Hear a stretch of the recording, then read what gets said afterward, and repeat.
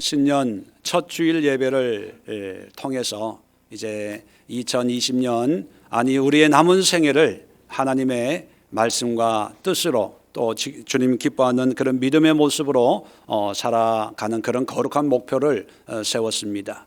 특별히 성군 영신 예배를 통해서 2020년 우리 교회가 추구해야 될, 우리 모두가 한 마음으로 달려가야 될 신앙의 목표를 네 가지로 말씀을 드렸습니다. 전, 권, 가, 세. 전, 전파하고, 권, 권하고, 가, 가르치고, 세, 그리스도 안에 완전한 자로 세우자. 전, 권, 가, 세. 우리 자신이 먼저 믿음 안에 세워져야 되고, 그리고 우리를 통해서 또 다른 많은 사람들이 믿음 안에 세워져야 되는데, 단순히 신앙생활만 열심히 하는 것이 문제가 아니고, 교회 생활만 열심히 하는 것이 문제가 아니고, 하나님만 믿는다고 하는 것이 문제가 아니라 어떤 신앙이 되어야 됩니까? 바른 신앙이 되어야 된다는 거예요. 바른 신앙이 되어야 된다는 말 속에는 전제가 있습니다. 바르지 못한 신앙도 있다는 거예요. 건강하지 못한 신앙도 있다는 것입니다. 진짜 신앙이 아니라 가짜 신앙이 있다는 거예요. 유사, 짝퉁 신앙도 있다는 것입니다. 그렇기 때문에 우리가 신앙생활 한다고 하면서도 늘 우리가 살펴봐야 될 게, 내가 가지고 있는 신앙이 바른 신앙일까? 하나님이 기뻐하는 신앙일까? 늘 되돌아봐야 됩니다. 요즘에 종종 저한테 교회로 편지가 와요. 금요일 날은 손편지까지 왔더라고요. 뭐냐면 신천지 교회에서 보내는 거예요. 목사님 존경하는, 자기 날 언제 봤다고 존경한데, 존경하는 목사님 하면서 손편지로 10만 명이 신천지 대학을 수료하고 뭐 이러면서 와요. 얼마나 열심입니까 그 사람들이. 수십만 명이 아마 신앙생활하고 있다고 합니다. 그런데 과연 믿음이 전부일까? 신앙생활이 전부일까? 아니더라는 것입니다.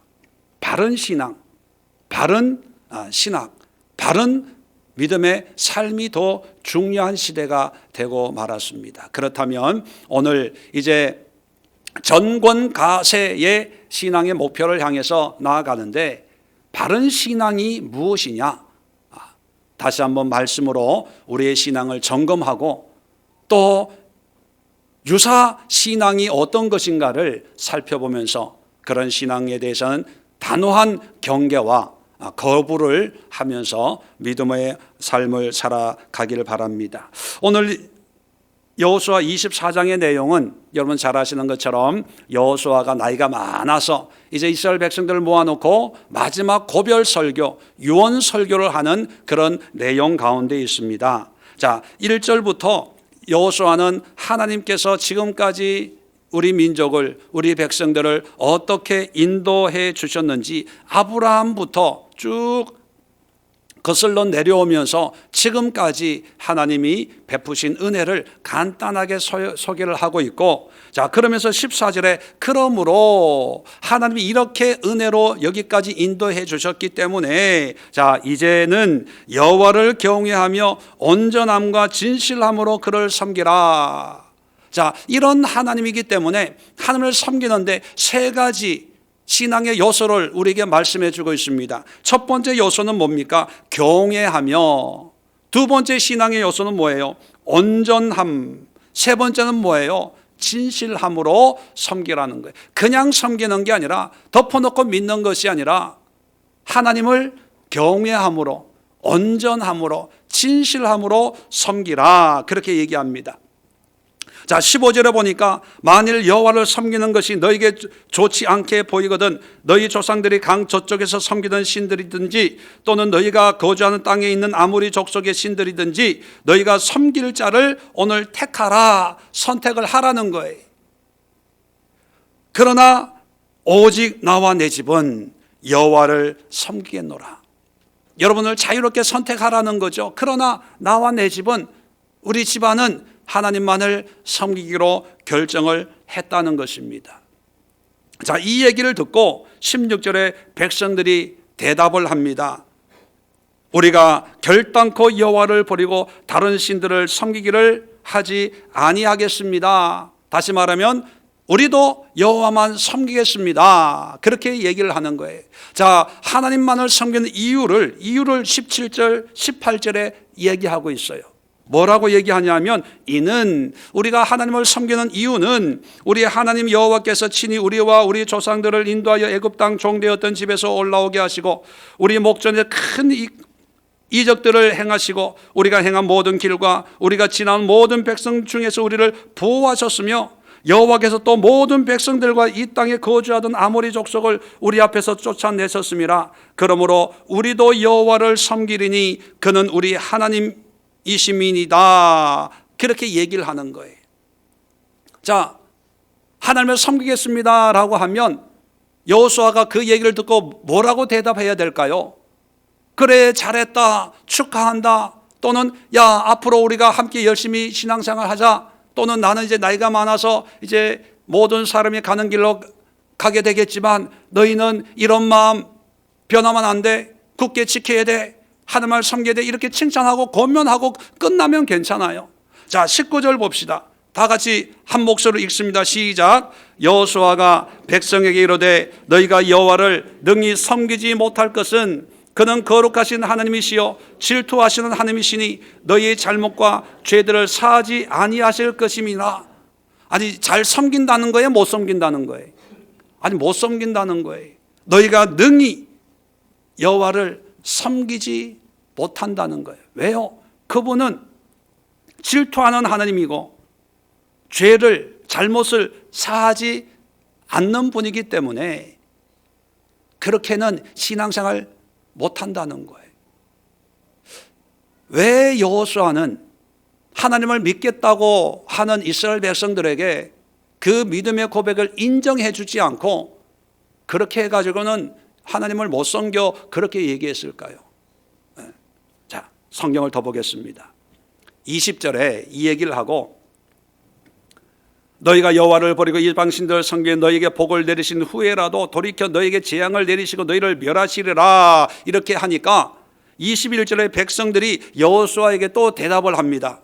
아닙니다. 우리는 여호와만 섬기겠습니다. 그렇게 얘기하는 거예요. 하나님을 잘 섬기겠다는 거예요. 그러면 이 말을 듣고 나서는 여호수아가 또 칭찬해야 될 거 아니에요. 그래? 미안하다. 야, 내가 너희들 잘못 판단했네.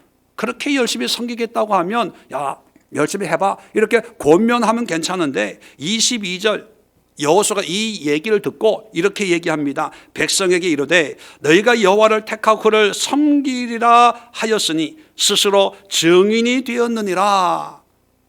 섬긴다고 하니까 그걸로 끝나는 것이 아니라 스스로 증인이 되라는 거예요. 약속을 하자는 거예요. 딴 말 하면 안 된다는 거예요. 증인이 되겠냐 했더니만, 자, 그들이 이르되 우리가 증인이 되었나이다. 예, 우리가 증인입니다. 내가 보증 쓰겠습니다. 내가 확실하게 내가 한 말에 대해 책임을 지겠습니다. 그러는 거예요. 자, 그랬으면 그 다음에 여호수아는 그래, 이제는 됐다, 이제 돌아가라 그러면 될 텐데 23절 또 보세요. 여호수아가 이르되 그러면 이제 너희 중에 있는 이방신들을 치워버리고 너희 마음을 이스라엘의 하나님 여호와께로 향하라. 너희 마음을 하나님 앞에 향해라. 그렇게 얘기하는 거예요. 자, 그러니까 24절에 백성이 또 대답합니다. 여호수아에게 말하되 우리 하나님 여호와를 우리가 섬기고 그의 목소리를 우리가 청종하리이다. 자, 마음을 주께로 향하고 그 명령에 순종하겠습니다. 듣고 따르겠습니다 라고 얘기를 해요. 그러면 이 정도 했으면 이젠 됐다, 이제 헤어지자 그럴 텐데 그 다음 보세요. 25절에 그날에 여호수아가 세겜에서 백성과 더불어 언약을 맺고 계약서를 쓰자는 거예요. 증인만 되는 것이 아니라 그냥 계약서를 작성하자는 거예요. 언약이라는 게 약속을 하자는 거죠. 그리고 그들을 위하여 율례와 법도를 제정하고 26절에 하나님의 율법책에 그것을 기록하고 그 다음에 큰 돌을 가져다가 여호와의 성소 곁에 있는 상수리 나무 아래에 세우고 27절 보세요. 백성에게 이렇게 얘기합니다. 이 돌이 우리에게 증거가 되리니 이는 여호와께서 우리에게 하신 모든 말씀을 이 돌이 들었음이니라. 그런즉 너희가 너희 하나님을 부인하지 못하도록 이 돌이 증거가 되리라. 그러고 나서 백성을 보내어 각기 기업으로 돌아가게 했다는 거예요. 여러분, 여호수아는 이스라엘 백성들에게 하나님을 잘 섬기겠습니다라고 하는 신앙 고백을 하는 이스라엘 백성들에게 여러분 4번이나 확정을 시켜요. 4번이나. 한 번, 두 번도 아니고 4번이나 이스라엘 백성들하고 말꼬리 잡는 것처럼 믿겠다고 하면 진짜 믿을 거야? 예, 믿겠습니다. 약속해. 증인 설래? 보증 설래? 계약서 쓸래? 그리고 그걸로 끝나는 것이 아니라 큰 돌을 가져다가 조형물처럼 세워놓고, 야, 너희만 들은 게 아니라 이 돌도 들은, 돌이 무슨 귀가 있겠어요? 너희만 들은 게 아니라 이 돌도 들은 거야? 딴 말 하면 안 돼. 그렇게 4번씩이나 약속을 하고 헤어지는 거예요.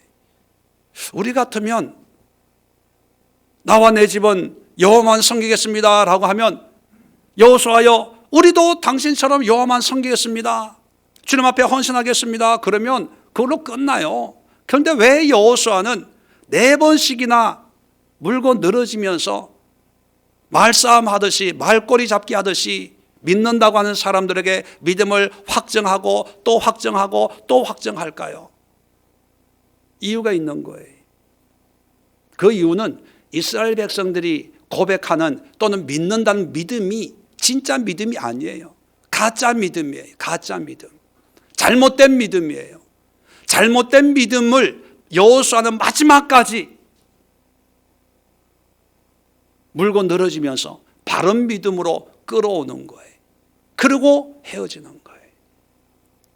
오늘날 우리는 많은 믿음을 얘기합니다. 신앙을 얘기합니다. 교회 생활을 얘기해요. 믿음 생활을 얘기해요.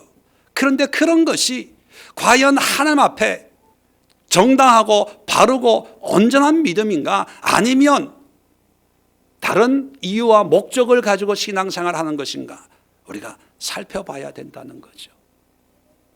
자, 여호수아가 다시 14절로 돌아가면 아까 말씀드린 것처럼 여호와를 경외하며 온전함과 진실함으로 하나님을 섬겨라, 그렇게 얘기합니다. 신앙생활에 기준이 여러 가지가 있지만 여호수아는 마지막 자기의 삶을 되돌아보면서 깨닫는 게 뭐냐면, 신앙이란, 믿음이란 크게 3가지 요소를 말씀하고 있어요. 첫 번째가 뭐냐면 경외함입니다. 그런데 이 경외함과 비슷한 게 이기적인 경외함이 있어요. 경외함이라고 하는 것은 하나님을 두려운 마음으로 섬기는 거예요. 자, 그래서 여호수아도 하나님을 두려운 마음으로 섬긴다고 하니까 이스라엘 백성들도 우리도 그렇게 섬기겠습니다 라고 얘기는 해요. 하나님을 믿겠대요. 그런데 믿는 이유가 뭐예요? 17절 18절 보면 그 믿음의 이유를 우리 하나님 여호와께서 친히 우리와 우리 조상들을 인도하여 애굽 땅 종되었던 집에서 올라오게 하시고 우리 목전에 큰 이적들을 행하시고 우리가 행한 모든 길과 우리가 지나온 모든 백성 중에서 우리를 보호하셨음이며 여호와께서 또 모든 백성들과 이 땅에 거주하는 아모리 족속을 우리 앞에서 쫓아내셨음이라. 그러므로 우리도 여호와를 섬기리니 그는 우리 하나님이심이니이다. 하나님을 섬기는 이유가 어디에 있는 거예요? 하나님이 가나안 땅을 주시고 우리를 지키시고 여기까지 인도해 주셨기 때문에 섬기겠다는 거예요. 자, 언뜻 보면 믿음인 것 같아요. 신앙생활 그런 거 아니야?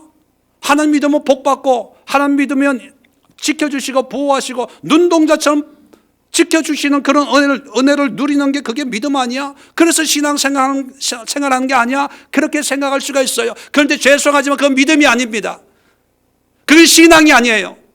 그거는 그냥 종교예요, 종교. 그런 신앙, 그런 믿음을 가지려면 또 얘기하지만 부처 믿으세요. 절에 가세요, 절에. 그런 신앙, 그런 믿음을 추구하려면요, 선앙당에 있잖아요, 그런 거. 푸닥거리 하면 돼요, 푸닥거리 하면. 병이 나요. 굿하면 돼. 굿하면 팔공산에 갓바위에 가가지고 비나이다 비나이다 하면 된다니까요. 그런데 우리 기독교는 종교가 아니에요. 종교가. 종교성이라고 하는 것은요, 어떤 초월적인 존재와 나와의 어떤 삶의 관계를 환경에서 찾아서 위로받는 거예요. 내 능력은 안 되지만 어떤 초월적인 능력이 있는 어떤 신적 존재를 통해서 내가 알 수 없는 것을 해결해 주는, 그게 종교입니다. 근데 기독교는 종교가 아니에요. 종교가. 경외라고 하는 것은 영어로 fear, 두려움인데, 두려움의 의미가 뭐냐 하면 그냥 무서워서 벌벌 떠는 것이 아니라, 두려움과 가장 같은 의미가 뭐냐면 사랑이에요. 사랑. 하나님을 끔찍하게 사랑하는 거예요. 비유가 정확한지는 모르지만 여러분, 자녀가 있는 분들은 아마 기억할 겁니다. 첫 아이를 낳아서 처음 목욕시킬 때 기억나세요? 고개도 못 가누는 갓난 아기를 옛날에 연탄불에 물 데워가지고 찬물, 더운 물 이렇게 섞어가지고 이게 뜨거울까 차가울까 손가락으로 이렇게 대보고 한 손으로 안고 이렇게 할 때 쓱쓱 문질러서 목욕시켜요? 아니면 막 어떻게 할 줄 몰라서 막 무서워가지고 귀에 물 들어가면 어떡하나, 눈에 물 들어가면 어떡하나, 막 조마십을 가지고 그렇게 시키잖아요. 막 무서워가지고 못해. 친정 엄마한테 엄마 애기 목욕 좀 시켜줘. 어떻게 될까 봐 무서워가지고 그러는 거예요. 너무 사랑스러우니까 그런 거거든요. 사랑스러워 귀하니까 막 어떻게 할지 모르는, 그게 fear, 경외. 하나님에 대해서 우리가 믿는 믿음의 이유가 하나님을 사랑하고 하나님을 존귀히 여기고 하나님을 거룩히 여기고 하나님을 경외하는 마음으로 주님을 섬기는 게 유일한 이유가 돼야 되는 거예요. 그런데 이스라엘 백성들이 얘기하는 그 믿음의 이유가 그 하나님이 가나안 땅으로 인도해 주셨고, 그 하나님이 아말렉 족속으로부터 우리를 지켜주셨고, 그 하나님이 아모리 족속으로부터 우리를 보호해 주셨기 때문에 이런 하나님을 우리는 여호와로 섬기겠습니다 라고 했다면 19절에 그따위로 신앙 가지고는 하나님을 섬길 수 없어. 이것들아, 하나님이 심판하실 거야. 그렇게 얘기하는 거예요. 지금까지 우리의 신앙이 얼마나 이런 식이었습니까? 경외함의 이기주의. 뭐예요? 믿는다고 하지만 그 믿음의 근본을 내 안에서 찾는 거예요. 내 안에서. 내가 필요하니까, 내가 답답하니까 하나님 믿으면 마음이 편안해진다고 하니까 예수 믿고, 예수 믿으면 복 받는다고 하니까 예수 믿고, 기도하면 응답 준다고 하니까 기도하고, 철저하게 나의 욕심, 나의 욕망, 나의 소욕을 채우기 위해서 하나님을 이용해 먹는 거예요. 그거는 믿음이 아닌 거예요. 그런 사람은 1000명, 10,000명, 10만 명, 100만 명 세워줘도 하나님 나라에 아무 관심이 없는 거예요. 죄송합니다. 신년 벽두부터 이런 얘기해서. 왜요? 우리가 추구해야 될 바른 신앙의 모습이 중요하거든요. 우리가 인도해야 될 그런 사람들의 신앙이 건강한 신앙으로 인도해야 되기 때문에, 듣는 사람 기분 별로 신년 벽두부터 야단 맞는 것 같고 내가 찔리는 것 같아도요, 어쩔 수 없어요. 제가 목회하면서 참 답답한 게 뭐냐 하면, 안 믿는 사람은 처음 믿는 거기 때문에 오히려 편해요.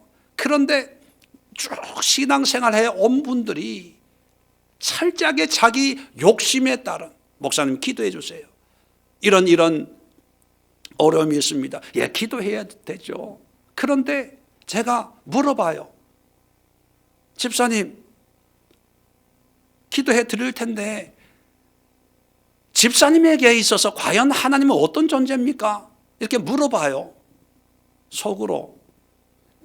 겉으로 물어보면 시험 당하니까. 그 또 물어봐요. 과연 하나님은 집사님을 어떻게 여기실까? 속으로 물론 묻는 거죠, 뭐. 여러분, 우리가 물론 기도 많이 해요. 봉사 많이 해요. 그 이유가 뭡니까? 내 문제 해결하기 위한 거 아닙니까? 그거는 그렇게 해서는 하나님을 섬길 수가 없어요. 왠지 아세요? 문제 하나 해결되면 그 다음 문제 안 생기나요? 생겨요. 오늘도 성경에 보면 20절 보세요. 너희에게 복을 내리신 후에라도 돌이켜 너희에게 재앙을 내리시고 너희를 멸하시리라. 복 받을 때도 있어요. 그런데 또 하나님이 재앙을 내리실 때도 있어요. 복 받을 때는 다 좋죠. 그런데 재앙 가운데 있을 때 누가 좋아합니까? 그러면 하나님 믿어야 안 믿어요? 이런 사람 안 믿어요. 어떤 사람들은 예수 믿고 더 망했어. 제가 그랬거든요. 처음에 예수님 믿기 전까지는요 그냥 편안한 삶을 살았어요. 근데 예수 믿고는요, 와, 생판 경험도 못했던 그런 일들을 경험하는데, 와, 이거 내가 잘못 조직의 몸을 담갔구나. 어떻게 빠져나갈 길은 없을까? 뭐 그랬거든요. 그러니까 좋은 일이 생기면 하나님의 은혜라고 기뻐하고, 그 기쁨이 오래 가지도 않아요. 조금 지나면 사람 사는 게 다 그렇잖아요. 어려운 일 생기잖아요. 그러면 또 내가 잘못 믿는 거 아닌가? 뭐 죄 진 게 아닌가? 그러니까 신앙이 믿음 생활이 교회는 왔다 갔다 하는데 자라지 않고 성장하지 않고 내 환경의 수준만큼만 하나님을 보니까 이게 안 자라는 거예요. 기도는 열심히 하지요. 제가 믿지 않는 가정에서 태어나가지고 예수를 믿고요. 처음 간 교회가 기도를 많이 하는 교회예요. 특히 금식 기도를 많이 하는 교회예요.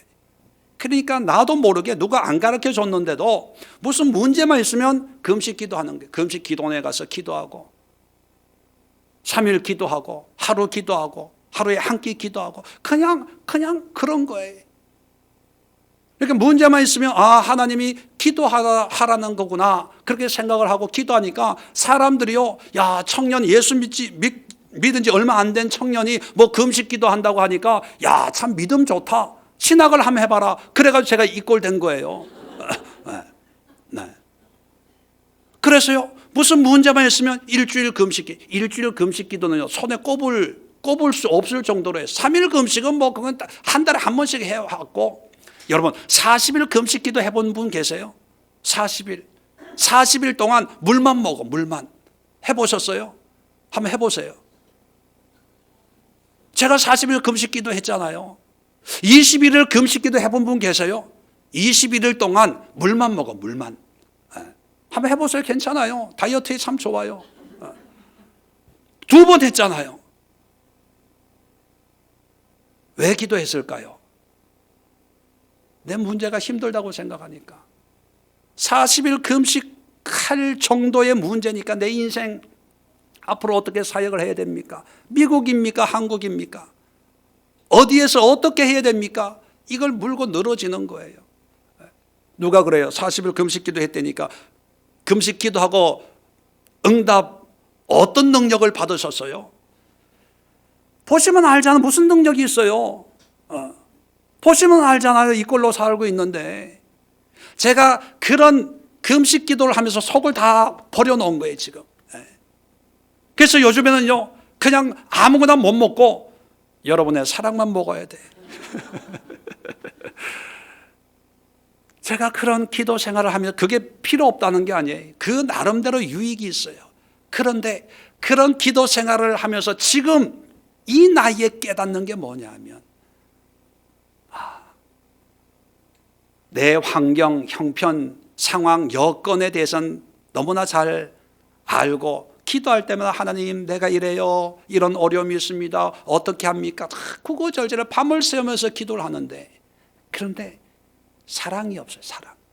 하나님을 사랑하는 게 없고 기도해가지고 내 문제 해결하고 응답받아가지고 내가 원하는 대로 살아가려고만 했지 하나님을 사랑한 적이 없어요. 그래서 요즘에는 금식 기도를 안 하고 내 문제 가지고 하나님 이 문제를 어떻게 해결해요? 어떻게 그게 아니라 하나님 2020년에도 부족하지만 하나님을 더 사랑하는 한 해가 되게 하옵소서. 별로 다른 기도 제목이 그렇게 기억이 안 나요. 저는 우리 교회 성도님들도 하나님을 더 사랑하는 그런 삶이 되었으면 좋겠어요. 목사님 그래도 복 받아야죠. 능력 받아야 되죠. 하나님을 위해서 뭐 큰 일을 하려면 뭔가 물론 필요해요. 그런데 여러분, 하나님을 사랑하면, 하나님의 사랑을 덧입게 되면 거기에 하나님이 주시는 지혜가 있고 총명이 있고 은혜가 있고 능력이 있고 그 하나님의 사랑 안에서 모든 것이 이루어질 때 그것이 온전한 신앙의 모습이더라는 거예요. 과연 여러분들은 하나님을 사랑하십니까? 경외하십니까? 두 번째, 바른 신앙이란 뭐냐면 온전함이라고 얘기합니다. 이 온전함이라고 하는 그 의미가 완전함의 의미가 아니라 히브리 말로 다밈이라는 단어예요. 다밈이라는 단어는 성실하다, 순결하다, 깨끗하다 그런 의미인데 이 다밈이라는 단어는 타맘이라는 동사에서 나왔는데 이 동사의 의미가 뭐냐면 끝까지 간다, 변치 않는다, 끝낸다 그런 뜻이에요. 다시 말하면 온전하다는 말은요, 옛날 번역되기 전에 개역 한글에는 성실함 이렇게 번역을 했어요. 킹 제임스 버전에도 성실함, 성실이 뭐예요? 잘하고 못하고는 두 번째 문제고 한결같은 마음이잖아요. 그게 원어적인 의미예요. 다시 말하면 온전한 신앙이라고 하는 것은 하나님이 주신 그 은혜, 첫사랑을 환경과 상황에 관계하지 않고 끝까지 주님 앞에 서는 그날까지 변치 않는 그런 신앙의 모습이에요.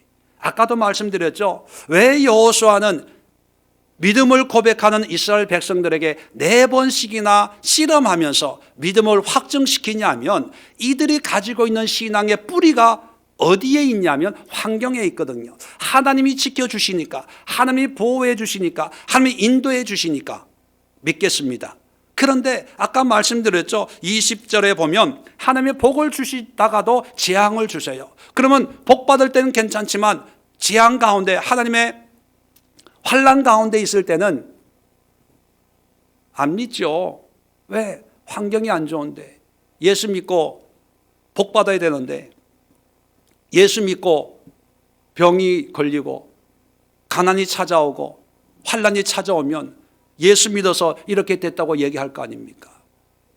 그러니까 이스라엘 백성들이 가지고 있는 신앙은 철저하게 현실 중심이기 때문에 현실이 잘 되면 감사하지만 안 되면 원망불평하더라는 거예요. 그거는 믿음이 아니라는 거예요.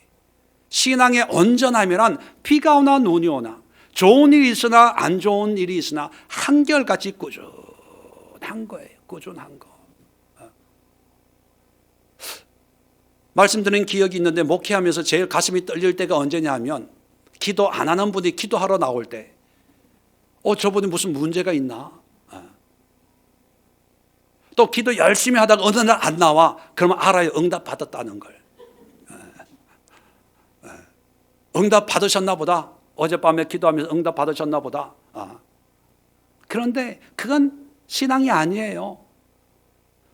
가짜예요. 가짜. 유사 믿음이에요. 유사 믿음. 이런 거에 얼마나 많이 미혹이 되어 있는지. 그런데 성경이 얘기하는 것은요, 내가 온전하니 너희도 온전해라. 그 온전은 완벽이 아닙니다. 완벽. 끝까지 가는 거예요. 내가 예수님께서 십자가상에서 테텔레스타이, 내가 다 이루었다. 그건 뭐냐면 내가 끝까지 complete, finish 했다는 거예요. 세 가지 의미를 말씀드렸죠. 완성했다는 의미도 있고 끝까지 완주했다는 거. 완주. 우리의 신앙도 예수님처럼 완주해야 돼요. 그 완주라는 것은요, 마라톤을 뛰는 사람들처럼 긴 장거리 인생을 신앙 여정을 뛸 때 비도 와요, 눈도 와요, 햇살 비치는 날도 분명히 있습니다. 그러나 그런 게 흔들리지 않고 끝까지 가는 거예요. 끝까지. 지금 이 여호수아 24장의 내용을 말씀하고 있는 이 여호수아는 여러분 잘 아시는 것처럼 모세 뒤를 이어서 가나안 땅에 와서 전쟁을 했잖아요. 전쟁할 때 하나님의 말씀을 주셨거든요. 이 땅을 너와 후손들에게 주겠다. 그리고 그것을 믿고 제비 뽑기를 했어요. 그런데 지금 가나안 땅을 다 점령한 게 아니에요. 여전히 가나안 족속들이 주변에 포진하고 있어서 끊임없이 공격하고 위협하는 그런 상황입니다. 사사기를 보세요. 늘 블레셋이 다른 이방 민족들이 늘 이스라엘을 괴롭히는 그런 상황이에요. 그런데 여호수아 입장에서 보면 하나님이 말씀한 게 이루어지지 않았어요. 완성이 돼야 되는데, 편안해야 되는데, 내가 죽을 날이 가까이 왔는데 아직도 두 다리 뻗고 잘 수 있는 환경은 안 됐거든요. 그러면 하나님 이게 뭡니까? 약속했잖아요. 평강을 준다 그랬잖아요. 땅을 준다 그랬잖아요. 그렇게 항의할 수도 있잖아요. 그런데도 불구하고 나와 내 집은 여호와만 섬기겠노라, 그런 고백을 하는 이유가 뭘까요? 환경에 의지해서 믿음을 재단하는 것이 아니라 하나님이 주신 그 말씀, 처음 주신 그 은혜를 환경이 어떻든 아직도 전쟁해야 되고 아직도 싸워야 되고 아직도 점령해야 할 땅이 많이 남아있는 그 상황이라 할지라도 그 처음 믿음, 그 믿음을 끝까지 가지고 가겠다는 것입니다. 우리는 신앙생활을 하면서 좋은 게 좋다는 그런 생각을 해요. 복 받으면 그거 좋은 거 아니야? 부자 되는 것 다 좋은 게 아니야? 유명해지는 거 다 좋은 거 아니야? 교회가 부흥되는 거 다 좋은 게 아니야? 그 좋다는 기준이 세상에 좋은 그런 기준으로 보기 때문입니다. 그걸 저는 합리주의다 이렇게 표현하고 싶어요. 합리적으로 그냥 좋은 게 좋은 거. 그런데 성경은요, 좋은 게 좋은 게 아니에요. 하나님이 주시는 것으로 만족해야 돼요. 이게 온전함입니다. 끝까지. 하나님이 우리를 인도하시는데 어느 날 갑자기 명예가 찾아와. 그럼 이 명예도요, 버릴 수 있어야 돼요. 어느 날 갑자기 대박이 나. 이것도 버릴 수 있어야 됩니다. 믿으시는 분만 아멘. 예, 안 할 줄 알았어요. 우리는 무조건 좋은 게, 그래서 제가 언젠가 말씀드렸죠. 먹이와 미끼를 잘 분별해야 된다고요. 그런데 항상 보면 미끼가 더 이뻐요. 먹음직스러워요. 그러니까 무는데 그 무는 순간 가시에 낚시 바늘에 걸려 죽게 되는 거죠. 온전함이란 세상을 보고 비교하는 것이 아니라 하나님의 은혜 가운데 한결같은 마음으로. 그래서 물론 그렇다고 해서 다 뭐 가난해야 되고 뭐 무명해야 되고 뭐 작아야 되고 그런 의미는 아니에요. 하나님이 크게 쓰시는 분은 크게 한결같은 마음으로 성실함으로 쓰임 받는 거죠. 뭐 작은 자는 작은 대로 쓰임 받는 거죠. 비교하지 말라는 거예요. 전번에 말씀드렸잖아요. 행복한 짜장면. 짜장면은 결코 짬뽕하고 비교하지 않아요. 짬뽕이 항상 비싸게 팔리고 짬뽕은 항상 이뻐요. 빨간색으로. 짜장면 항상 싸. 짜장면이 짬뽕보다 비싸게 팔리는 중국집은 이 세상에 없어요. 그리고 색깔도 뭐 흰 짜장면도 있긴 있더라고요. 그런데 짜장면은 짜장면으로 한 길을 가는 거예요. 짜장면이 퓨전된다. 이건 짜장면의 의미가 없는 거예요. 짬뽕은 짬뽕이어야 돼요. 그게 온전함, 성실함이에요. 세 번째, 마지막으로 진실함이라는 말을 바울이 여호수아가 하고 있어요. 진실함. 이 진실함, 히브리 말로 에메트라는 단어인데 이 에메트에서 나온 단어가 뭐냐? 아멘이라는 뜻이에요. 아멘. 아멘. 주 예수여 어서 오시옵소서. 아멘. 아만이라는 단어는 진실합니다. 진리입니다. 그렇습니다. 여러분, 진실이라는 말은 영어 성경을 보면 in truth예요. 진리. 진리는 곧 하나님이에요. 하나님의 말씀이에요. 우리말로 진실은 솔직한, 있는 그대로의 그런 의미잖아요. 근데 성경적인 의미는 진실, 영과 진리로 예배할지나, 요한복음 4장에 나오는 그 영과 진리, 진실, 신령과 진정, 그게 같은 말인데 그게 진리 안에서 진리이신 하나님의 말씀으로 예배하고 말씀으로 살고 말씀으로 신앙생활을 해야 된다는 거예요. 다시 말하면 모든 신앙의 기준을 하나님에게 두어야지 우리의 환경에 두어서는 안 된다는 겁니다. 그래서 여호수아가 이스라엘 백성들이 고백하는 우리도 이런 하나님을 믿겠습니다라고 할 때 단호하게 그렇게 해가지고는 하나님을 섬길 수가 없어라고 한 이유가 뭐냐면 믿음의 뿌리가 하나님에게 있지 않고 자기의 삶에 있기 때문에 그렇게 못 섬겨. 왜요? 우리의 삶은 늘 바뀌잖아요. 늘 흔들리잖아요. 편할 때가 있으면 오를 때가 있고 울 때가 있으면 웃을 때가 있고 베풀 때가 있으면 얻어야 될 때가 있잖아요. 정함이 없는 거예요. 그래가지고 믿음이 안정적인 견고한 믿음의 반석에 설 수가 없더라는 것입니다. 어떻게 해야 됩니까? 하나님에게 뿌리를 둬야 돼요. 그래서 신앙생활이라고 하는 것은 내 형편, 내 입장, 내 상황을 철저하게 분석하는 게 아니라 하나님을 알아가는 거예요. 자, 영성훈련 하시는 분들에게 밥 먹으면서 그런 얘기를 했어요. 어떤 분이 그래요. 목사님, 이 속에요 파고 하면 늘 새로운 게 나와요. 이거 언제까지 이렇게 해야 돼요? 그러길래 제가 그랬어요. 집사님, 어느 정도 파다가 이제는 덮으세요. 덮으세요. 그냥 내 안에 이런 것이 있다는 것만 알면 되지. 그거 파낸다고 평생 파내보세요. 그거 없어지나? 그냥 있는 거예요. 그냥 우리가 기도하고 회개하는 것은 내가 어떤 존재인가를 깨닫기 위함이에요. 내 안에 이런 욕심이 있구나. 이런 교만이 있구나. 이런 이 사악함이 있구나. 이런 음란이 있구나. 이런 이기심이 있구나. 이걸 깨닫는 거예요. 그걸 보고 어떤 분들은요, 그걸 그냥 목사님 오늘 또 하나 뽑아냈어요. 뭘 뽑아냈는지 모르지만 하여튼 해결했어요. 그런데 해결되는 게 아니에요. 또 생겨. 어느 정도 하고 내가 정말 하나님의 은혜 없이는 하루도 살 수 없는 그런 죄악 덩어리구나, 이걸 깨달았다면 이제 하나님의 은혜로 덮는 거예요. 보혈로 덮는 거예요. 그리고 이제는 내 생각으로 사는 것이 아니라 나를 나되게 하신 하나님의 은혜로 사는 거예요. 그러기 위해서는 이제는 지금까지 나를 연구했다면, 내 생각, 내 욕심, 내 습성, 내 성격을 연구했다면, 내가 죄악된 것을 알고 난 뒤에는 나를 연구하지 마라. 연구해봐야 결론은 뻔하다. 나는 뭐다? 죄악 덩어리다. 죄악 덩어리. 그 다음부터는 누구를 연구해야 됩니까? 하나님을 연구하는 거예요. 하나님이 어떤 분인가? 그런데 하나님은 어떤 분인가? 여러분, 하나님을 알 수 있어요, 없어요? 하나님은 우리가 아는 것보다요 훨씬 큰 분이에요. 이번 성구 영신 예배 때 우리 박성교 집사님이 말씀 카드를 뽑았는데, 그 말씀 카드가 하나님의 크고 놀라우심, 측량할 수 없는 그런 하나님에 대한 말씀 카드를 뽑은 거예요.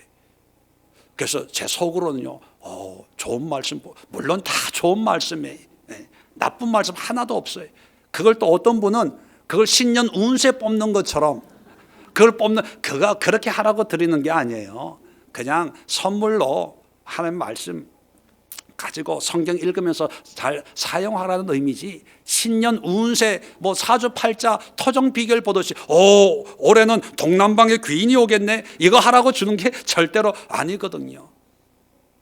그 하나님의 크심을 말씀하는 그 말씀이 궁극적으로 의미하는 바는 뭐냐면 성경으로 돌아가라는 거예요. 하나님은 말씀 그대로 엄청 커요. 우리가 다 알 수가 없어요. 개미가 가지고 있는 생각과 인간이 가지고 있는 생각 차이보다도 훨씬 커요. 그러면 우리가 하나님을 어떻게 알아요? 성경을 통해서. 왜?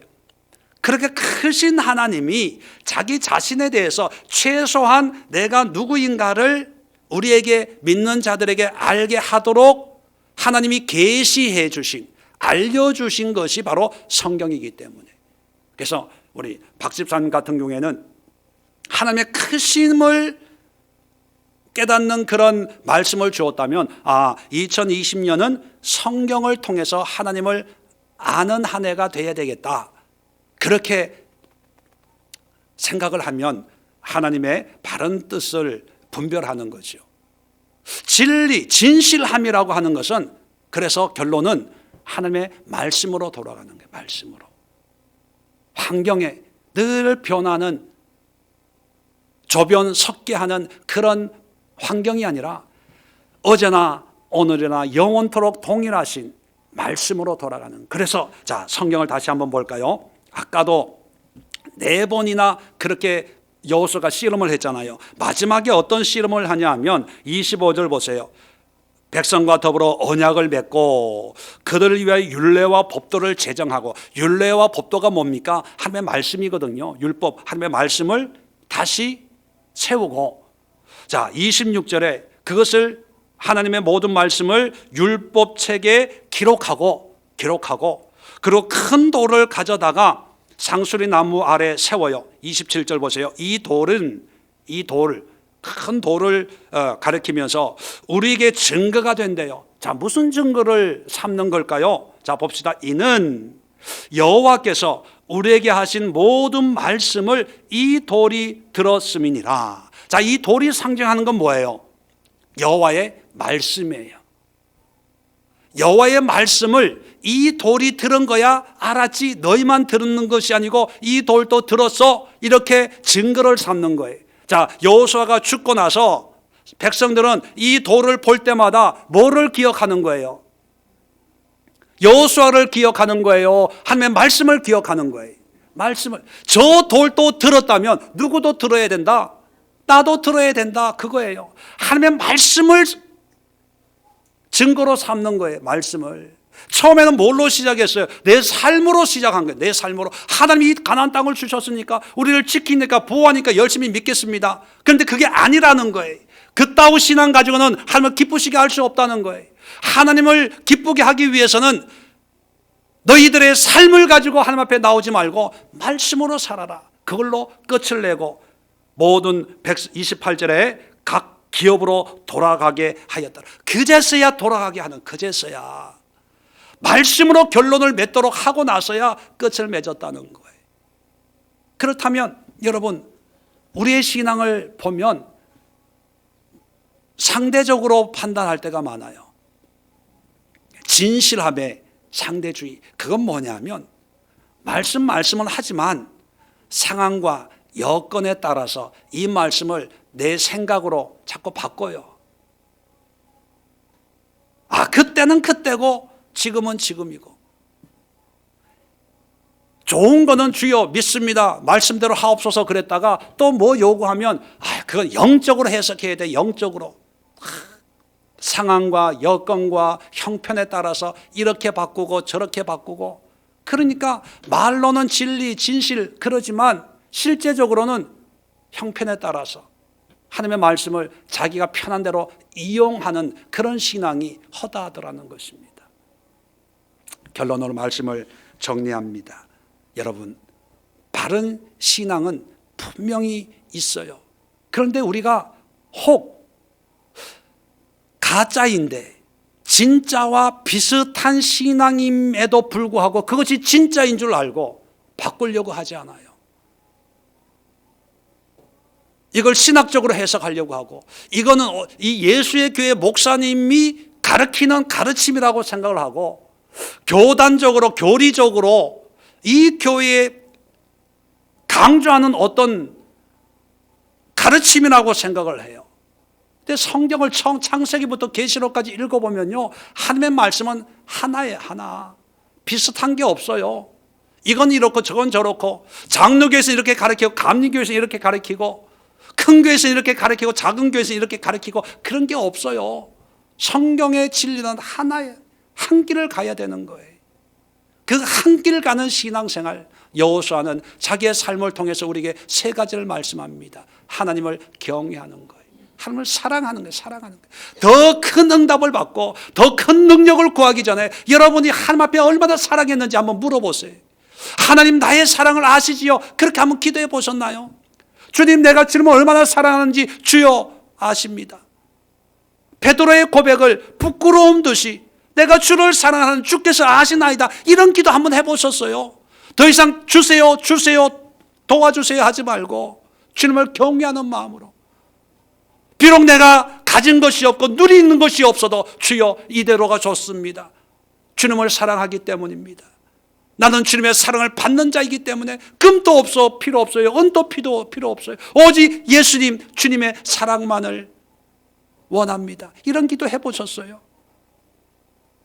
이런 기도를요, 스스럼 없이 할 수 있어야 돼요. 거침없이 할 수 있어야 돼요. 건강이 날아가고 물질이 날아가고 집이 날아가고 회사가 날아가고 교회가 날아가도 주님, 주님으로 만족해요.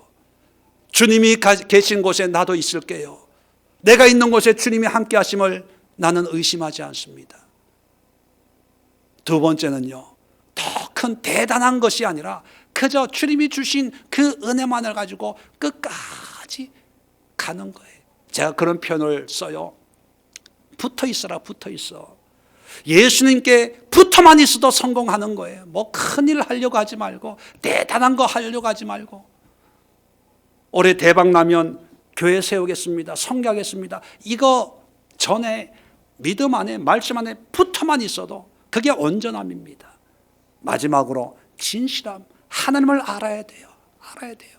너무 하나님에 대해서 몰라요. 하나님에 대해서, 교회에 대해서 너무나 잘 알아요. 이 목사에 대해서 너무나 잘 알아요. 자기 자신에 대해서 너무나 잘 알아요. 그런데 하나님에 대해서는 내가 알고 싶은 것만 알려고 해요. 보고 싶은 것만 보려고 해요. 복 준다는 것만 들으려고 해요. 뽑기 하듯이, 선거 뽑기 하듯이 누르고 흔들고 넘치도록 복에 복을 주리라. 아멘. 그런 것만 해요. 하나님은요, 정말 멋있는 분이에요. 하나님을 알면 알수록 내가 가지고 있는 것이 정말 사소하고 아무것도 아니라는 것을 깨닫게 해주시는 그런 하나님이에요.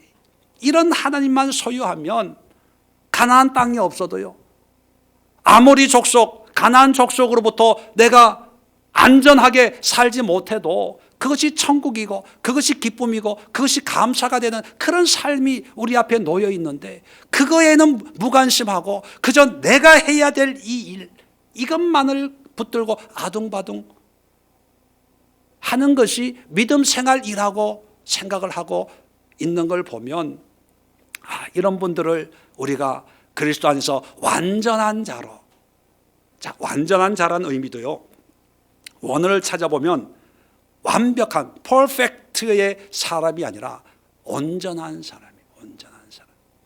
그런 사람으로 우리가 세워야 됩니다. 먼저는 우리 자신들이 세워지고 그 후에 우리 주변에 있는 우리 가족들, 우리 교우들을 세우는 2020년 될 수 있기를 주의 이름으로 축원을 드립니다. 기도합니다. 좋으신 하나님, 은혜와 사랑을 감사합니다. 신년을 시작하면서